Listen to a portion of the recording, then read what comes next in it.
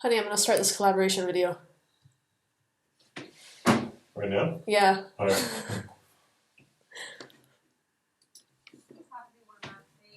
What are you doing? Honey!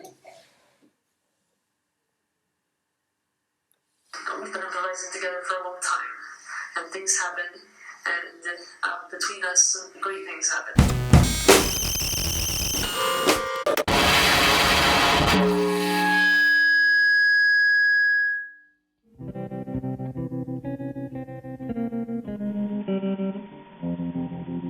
I was 5 and he was 6.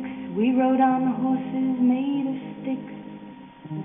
He wore black and I wore white. He would always win the fight. Bang, bang, he shot me down. Bang, bang, I hit the ground. Bang, bang, that awful sound. Bang, bang, my baby shot me down.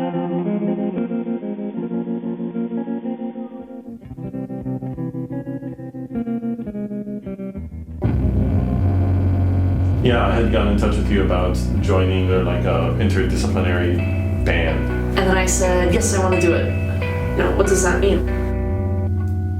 You go in with some materials, and I tried very quickly just to draw images that I thought the music could be related to.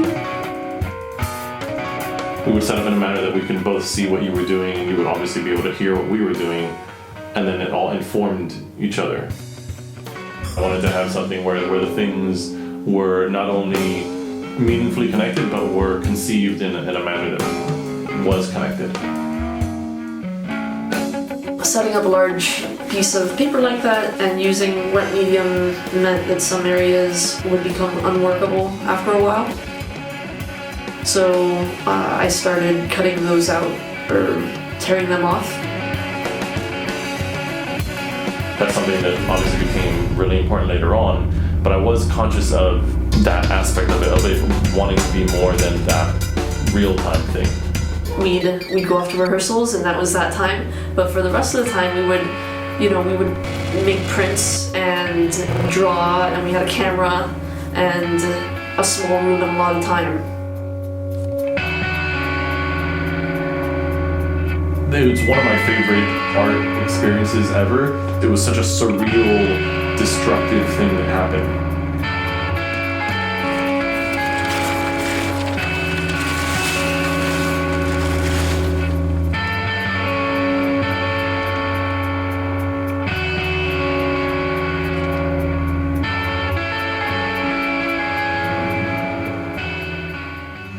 And then we moved to England.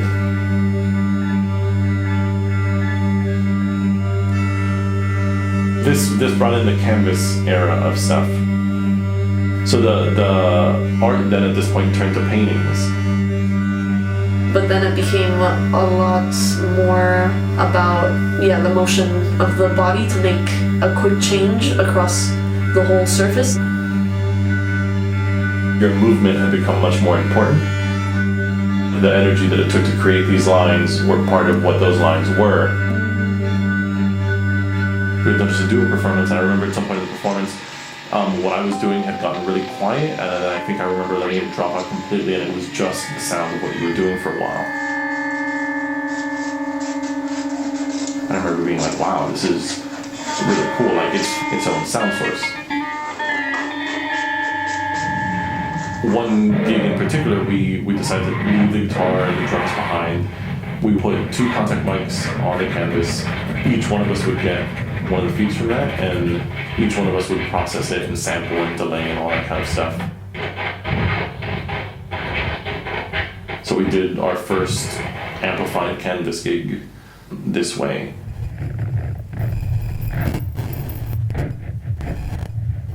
You guys took those sounds and manipulated them, and I was able to hear them back, and I not only had visuals to work off of, but then my own sound to work off of. And the gestures were, my physical gestures were in the service of, most often in the service of making these sounds, leaving the visuals kind of to be secondary. to all of this. At some point during this, I had switched from using hardware-based sampling stuff to using software-based sampling stuff. And when I had moved to the computer, we played with the idea of having sensors on you, just because the movement of what you were doing is such a big part of what was happening that I thought there would be interesting gestural data there that could be used in the processing of it. And at this point, it was. I remember feeling kind of weird in that at the end we would have a painting. Like I kind of liked that in Miami when we finished there would be nothing left. There was just scraps on the floor. And then to do anything else to it would just be recognizing it as a thing to do something to. If we destroyed it or something, that's just like one more thing. What's acknowledging that, and it's like, yeah, it's treating an object. We started thinking about the idea of having, because we also had a projector, of using the projector in a performance as a color source. And we had built a max patch that was triggered a couple different behaviors. Because then color could be added to the whole surface instantly and quickly. And that's something that I always wanted with paint. We decided to drop the painting and just have light. So this was a step towards not having an art object anymore. It was a difficult thing because I think at this point then, okay, we're gonna have lights, but we're not gonna have a painting. So we thought, yeah, we're gonna do just that. But then, how do you do that? So we got a couple of DMX lights. I had gotten the idea to take an image and treat it like how you would like a granular synth. Just to take individual pixels from that image and then kind of blast them one at a time in like a quick, almost strobe light-like manner. To control these lights, I was moving away from fast, full body, kind of legible gesture. What are internal gestures or gestures that are not legible?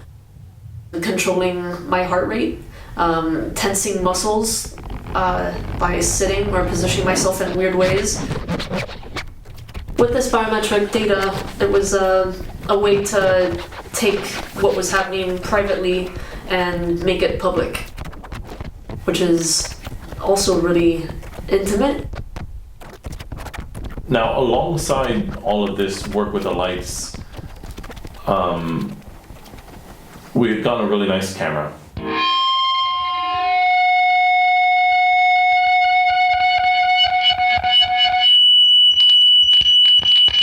And it was, I think, the first video that we did together where it wasn't a video anymore, it wasn't a performance, it definitely wasn't documentation, it was something bigger than all of those things. It became another thing. We were working on these things together where the whole thing together was improvised. So what you were doing was improvised, what I was doing was improvised. And when we had other people involved, what they were doing was improvised.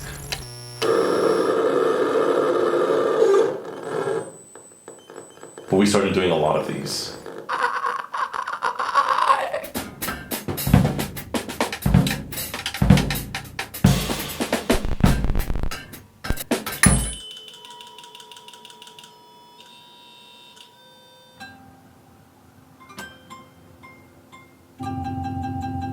These kind of videos are my favorite things to make. I think improvisation is awesome, and we've been improvising together for a long time. And things happen, and between us, great things happen. And we're starting to capture those things in these videos.